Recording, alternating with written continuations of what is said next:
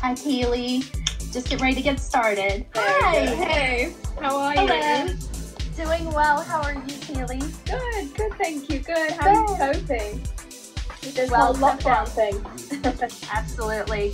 Well, let's jump in and get started. It's after 1, so I'll do a brief intro.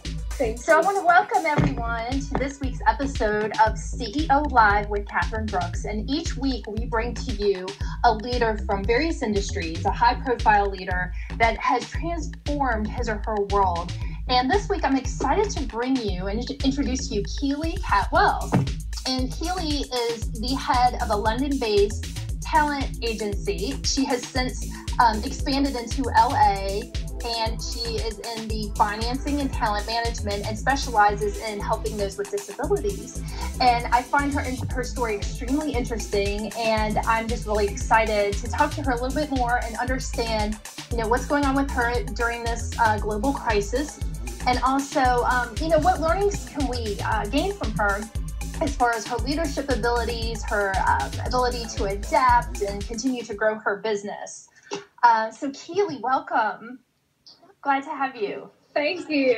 Thank you for having me, and thank you for a lovely, warm welcome. I appreciate it. Lovely. Well, let's get started. Would you mind sharing with the audience just your background, your biography, kind of the things that have gotten you from there to here? Yeah. So I guess I started as a dancer. I was a child musical theatre enthusiast, and I think doing ballet and dance, that really set me on the right foot. And it gives you that discipline. Anyone who has done ballet, they will know, like, that is it. You're sorted. Your head is straight. You've just got that discipline forever. So that helped me a lot when I went to musical theatre college, and halfway through my training, I got sick, and it just completely changed my outlook on life. It changed my path. It changed everything. And I ended up being in hospital for a very long time, in and out for many years, and misdiagnosed, and no one knew what it was. People told me I was crazy. They told me it was all in my head. So that sort of challenge, it can either make you or break you. It can either help you or it will just ruin your life. And luckily I had amazing people around me, my family, my mom. And from that, obviously it took time to learn how to use that. But when I did, I realized that you have to give. Someone told me, what can you give? And I was like, I can't give anything right now. I am like a waste of time. Like, what am I doing? But I found a way. And through that, it's how I started as an intern at a talent agency. And then eventually went on to starting my own company and then helping those who have been underrepresented through a personal experience, because I lost out on a job purely because of my scars, because of my disability. And I was like, this is probably happening to so many people, so let's change it. And then from there, still having people judge the industry not changing, I was like, I've got to step it up a gear. I want to make more input. I want to be more influential. I want to have more power. Where does that power come from? It comes from money. So if you can find the money for things, people are going to take you seriously, and they're going to want to go to you. And then I can also help my clients and have everything. It sounds a lot easier than it is. It's obviously incredibly difficult, and I'm still very much working on that. And then from that, going a step further to wanting to, we are starting and building a studio in the UK to really, make new gatekeepers, create change, and allow the people who deserve to be in those doors, let them in the doors, and stop the struggle and stop the judgments. And we find it as women, right? We find it all the time. We get judged automatically, and that has to change. So that's where I am right now. That's an amazing story, and you're so young and vibrant. And where did you find, as you were recovering, where did you find that energy to persevere and to continue to be diligent in your career? Yeah, it was not from me. It was from my family. and it was from my support system. It was from my team. And my team at the time is very different to my team now, yet it's still the same. You know, you always find that spark from other people. And I think if you could empathize with others and see their inner energy, it gives you energy. And I remember this acting teacher saying to me, she was the one that said, "What can you give?" And that just completely changed everything for me. That was certainly what made me shift. Do you feel like that experience enhanced your ability as a performer? You mentioned you were a dancer, and obviously you're an actress. Did that enrich your experiences? Oh, absolutely. I think it enables you to empathize more with people who you would have judged, or you would have maybe thought, oh, they've had an easy life, or oh, they don't have a story. Right. Everyone has a story. Everyone's been through something that makes them like that. So it certainly helped me look deeper into characters, helped me dig deeper in myself. And also, you can't help other people unless you have helped yourself. So I think it enabled me to look after myself more and give myself more self-care. Because if you're unhealthy, then the people around you aren't. They can't look up to you, and they can't have someone to believe in if you don't believe in yourself. That's one thing I talk about a lot on She'sHerOwnCEO.com about leading, providing, and creating. And what you just spoke to is part of that message. It's, leading yourself is so critical.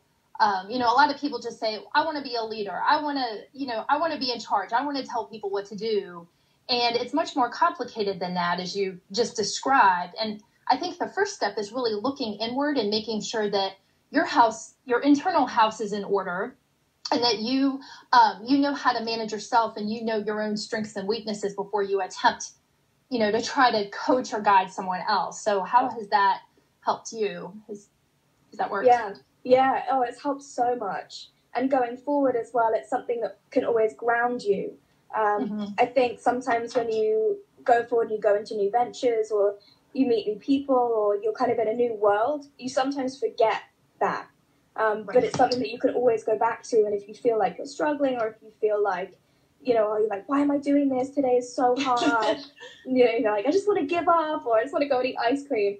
You can always go back to the why and to those people. Right.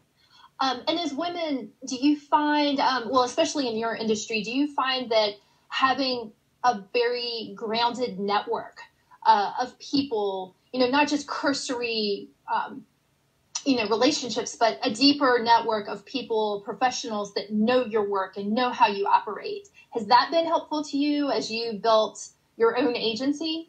Yeah, absolutely. It's, people always say it's not about what you know, it's who you know. And to an extent, that they're so right. And it's all about networking, and it's all about the people who support you, and you can support them, and strategic partnerships.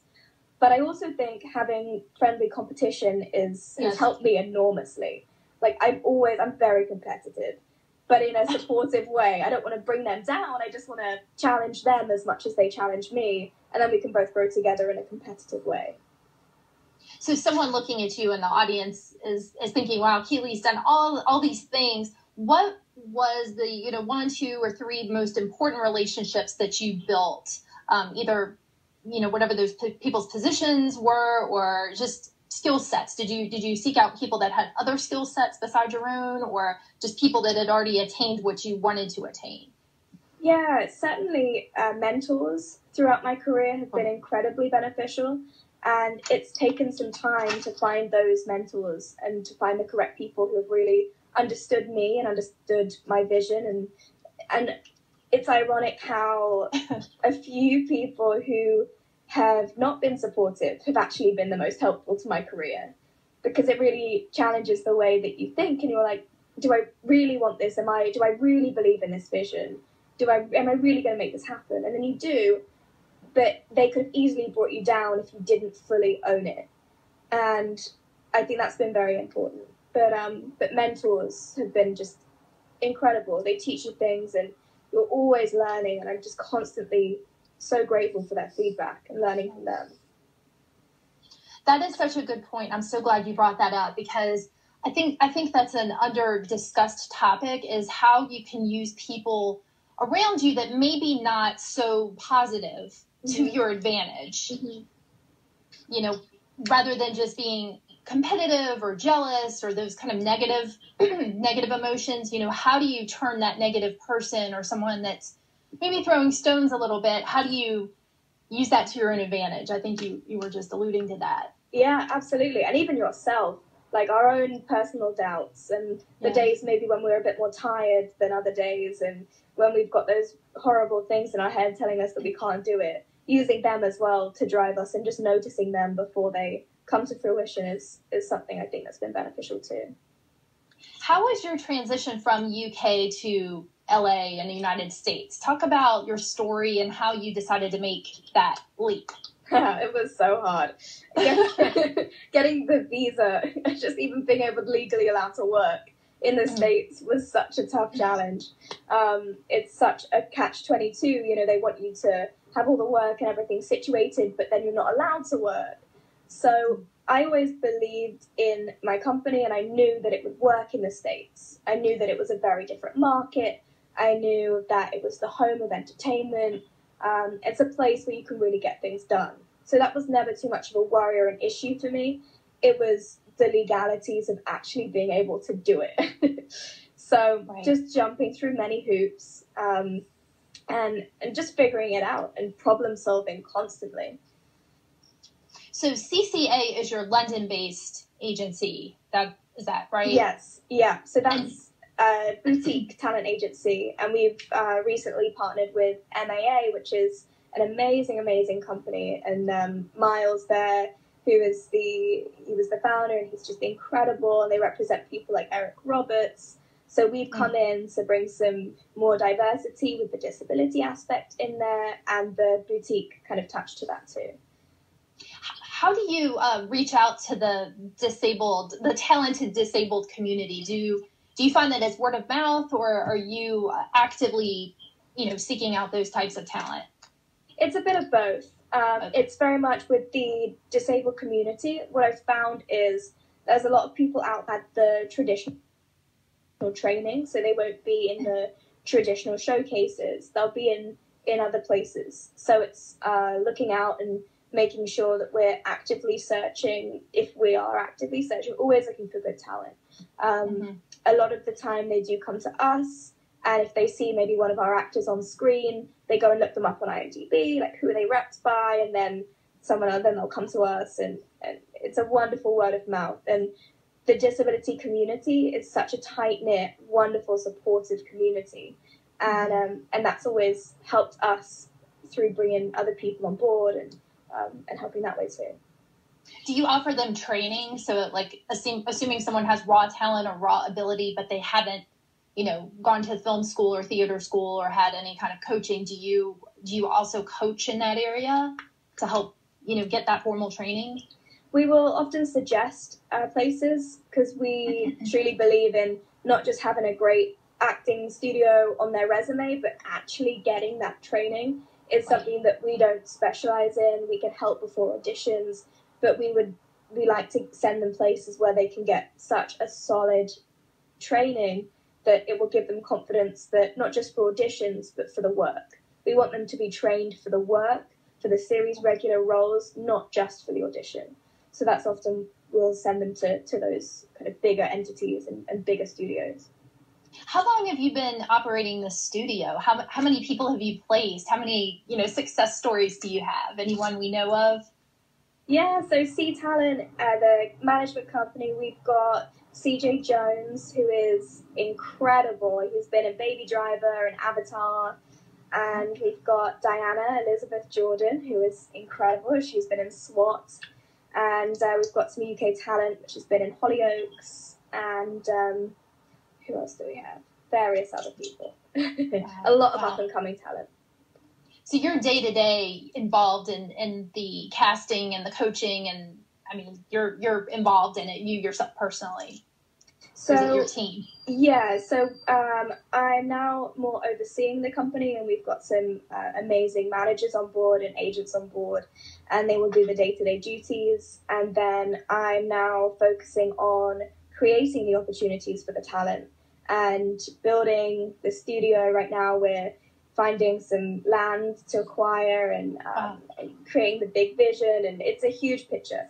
And then getting and financing movies as well and taking that out to investors with the investment company. So it's just tying it all together right now, but our team is incredible. They pitch, they submit, they get them in the doors, and then we will just bring it all together, and the hope we'll be able to have everything under one umbrella at the studio and really create those opportunities. I want to definitely talk to you about the financing company. Is that something that was just a natural evolution, or was that something that maybe your mentor directed you to kind of pursue? Yeah, no, it was very much a natural thing. I luckily know some wonderful people, and one day a friend came to me and they were like, "Oh, I've got this really cool movie, you know, like Spielberg, some great people." I'm like, "What? This is so cool." They're like, "Do you know anyone who can put in some money?" And I was like, "Sure, I'll just introduce you, take it from there." And I didn't realize that could actually be a business. Wow. Introducing people is a business. So now then we looked more into it, and now we're like a full brokerage introducing and brokering those deals. That's amazing. Do you find that you run into challenges with, obviously you're young, you're beautiful, you're female. I mean, how do you bridge, or do you run into any challenges with, trying to be, just for lack of a better term, be taken seriously, or any kind of obstacles there? All the time. It's been one of the main problems. So I was recently, just before Christmas, working on a relatively big deal to do with finance and to do with movies, and I was in like a boardroom full of white, middle-aged, able-bodied men, and of course you don't get taken seriously, they don't listen to you. So it's all about standing up, being clear in that knowledge, being confident, and yes, presentation. You know, like right now I wouldn't go into a board meeting like, you know, with no makeup or like without a suit on or something. Right. And that's taken time to learn. And I was first rebellious against that, because I'm like, why should I have to do that? Why should I have to be or think any differently? But you just have to until you've got to that point where you don't have to, and you've made a big enough name for yourself. You have to just do the things that's going to get you taken seriously. We've already got so many things working against us according to those people. So we've got to change those stigmas. We've got to change those judgments in the best way that we possibly can. Do you yourself continue to act, or you, what projects are you personally working on? So acting right now is something that I'm still actively doing and still actively going out for roles. But right now, the bigger picture of the studio is something that takes a lot of time, a lot of energy, but it's something that could also feed towards the goals of acting later down the line. So my overall vision is, let's get the studio built, let's get all of my companies integrated into that. And then if I want to do some other things, I'll have the leeway and the quote unquote, power to do that. But yeah, right now it's studio, talent management company. All the way. Yeah. That's amazing. My questions are really coming from, my audience, and when they look at someone like you. And again, for those of you that are just joining, we're talking to Keely Cat Wells, who is a talent agent and actress, and all things LA, and innovator, I'll add, with your work with disabled people and trying to develop opportunities for them. But I think a lot of people look to you and say, how would someone be, hired by you or coached by you or mentored by you? What are the things that you as a leader look for in others?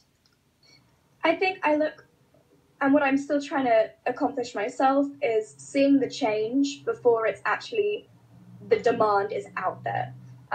Feeling that change before it's desperately needed, so you can implement it and be the first person on that train and build the tracks even, So I think just the people with the big ideas and the people who have heard from other people, oh, that's crazy, you'll never be able to do that. Don't do it yet, do it in 10 years. No, do it now. Why not? Right. You know, be the person who does it. And that's what I'm doing right now with the studio. Many people have told me, well, you've never made a huge film, you've not done this, you've not done that, you're not ready. And I'm like, I'm ready, I'm doing it. This is what's happening, this is the vision, we're going full steam ahead. So I think the people with the big ideas, the ideas that can change people's lives, that can change society, that can create things that other people don't see yet. I love those type of people. Just that innovation, that drive to pursue and to be creative and on the cutting edge. Absolutely. Absolutely, on the cutting edge, and who have that reason why, who it's for a greater meaning, it's to change something, it's to help other people, all of those bigger reasons. Do you look to build a team that, yes, there's people with big ideas, there's big creative people, but also do you look for analytical people that kind of balance out that creativity as well? Yeah. How does that play in? Absolutely. You know, all the people, it takes so many people to build one team. Not everyone is good at the same thing. Everyone's good at different things. And it's how we collectively come together. One person can't shoot a movie. You can't have a movie without a grip or without an actor or without... So you've got to pull the right people together. And I think a good leader is great at delegating. Like, I am terrible at maths. I'm not going to do my own accounting. That's going to go to someone else. That's their specialty. Right. But I can delegate, and I think that's so important to have all of those characters in one place. So it sounds like, and you just spoke to another great point, is just knowing your own strengths and weaknesses and not always, I mean, I think it's good to be a Jack or a Jill of all trades and to be able to be flexible and dynamic, but when something like accounting or filing a tax return requires so much, you know, it's best to know where your skills lie and where you need to delegate. Absolutely. Emotional intelligence is one of the most important skills I think a leader can have. And knowing what you don't know, very important. Knowing all of those things are gonna help, and that's what's gonna make the vision happen. I think it's crazy to be unrealistic about the things that... I think knowledge is so important. Knowledge is power. And having the people who are the best at what they do, that is the most knowledge that a leader can have.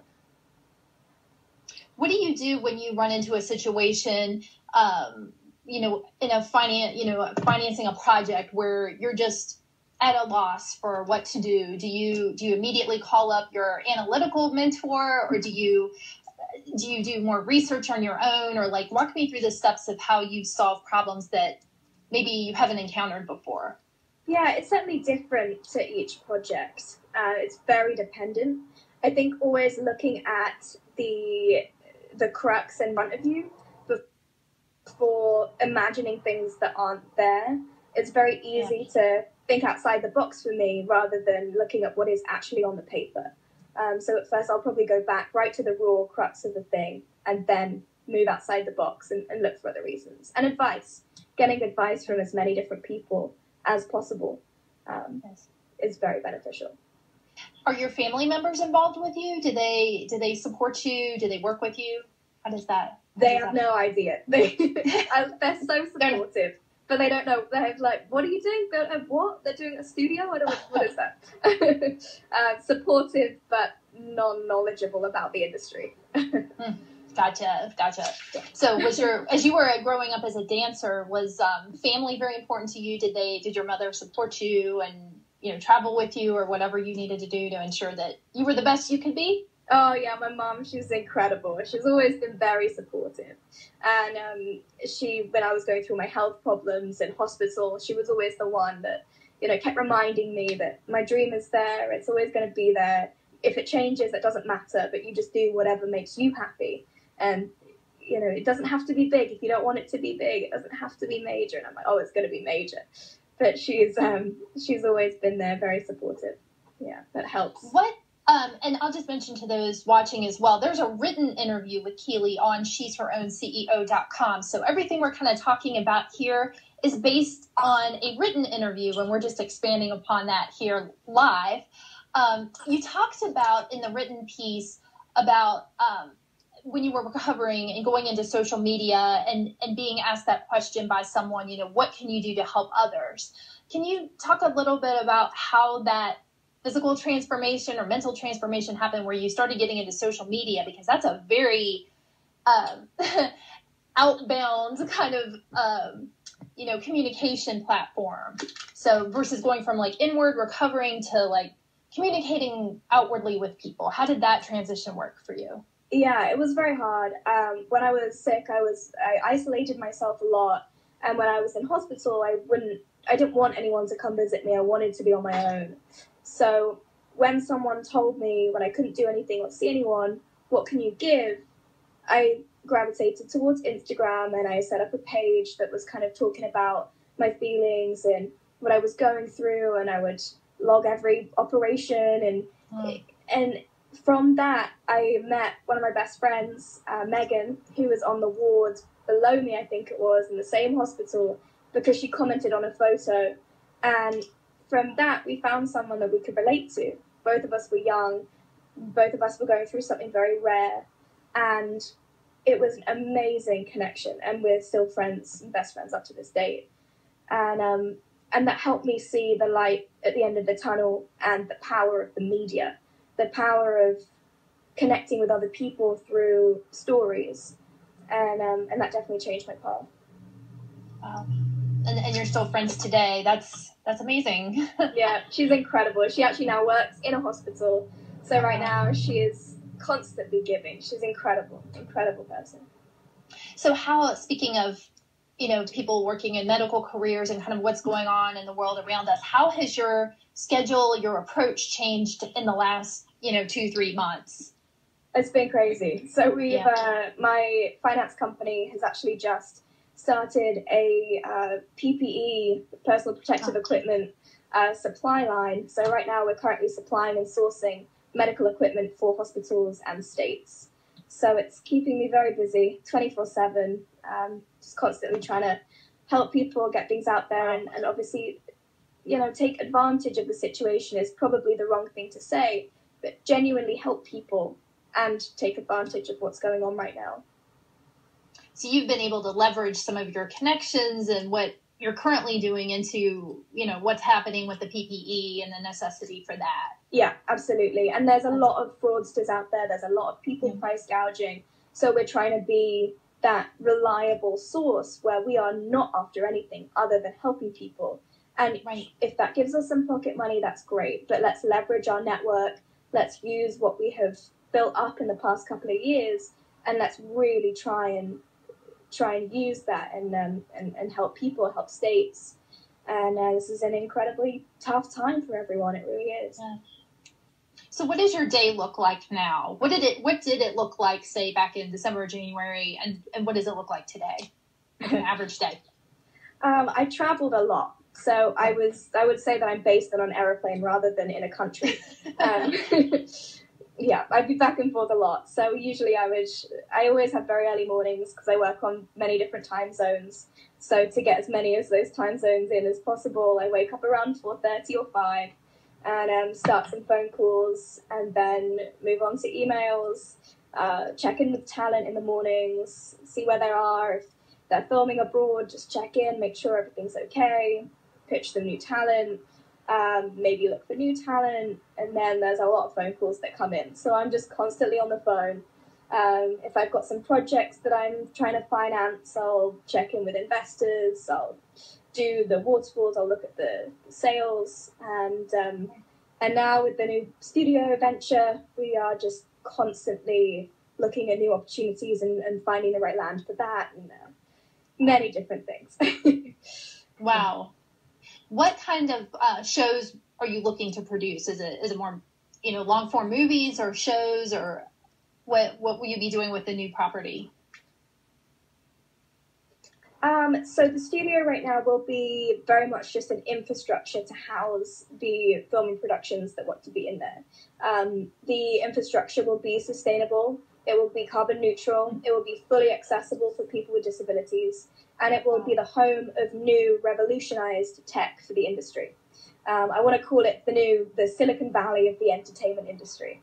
It's going to be an incredible space for filmmakers, a mix of old and new, and we want to incorporate cryptocurrency. We want to incorporate blockchain. It's on the peak of a new era. Wow. Yeah. Oh gosh, that's a lot. Talk about personal branding and how your own personal reputation, whether it's online, in person, your name, how does that help, push your projects forward or get to where you need to go? How important is it for people to develop a personal brand?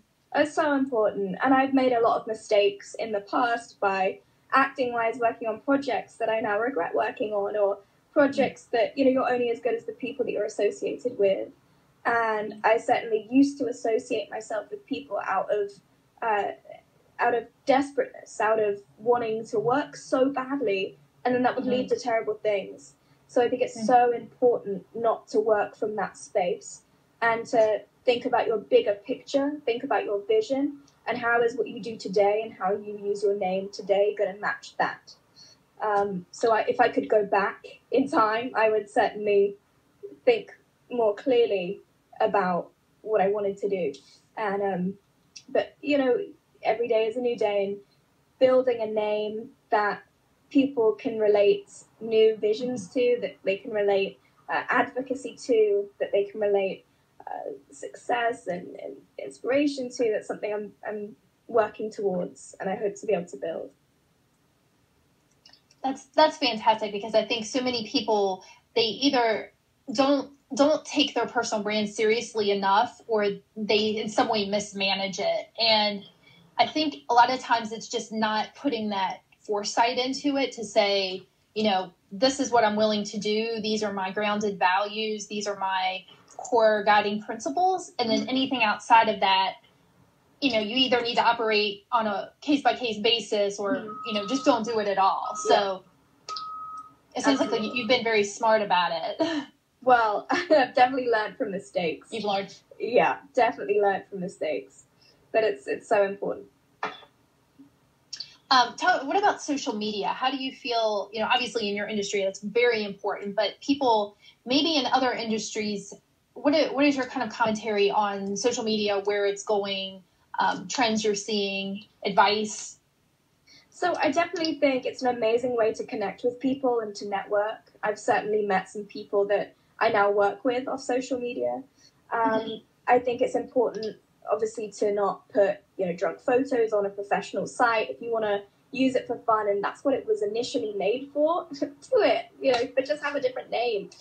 But I think honesty on there, it doesn't go amiss. People don't want to see fake, or they don't want to it's social media. I think content is key.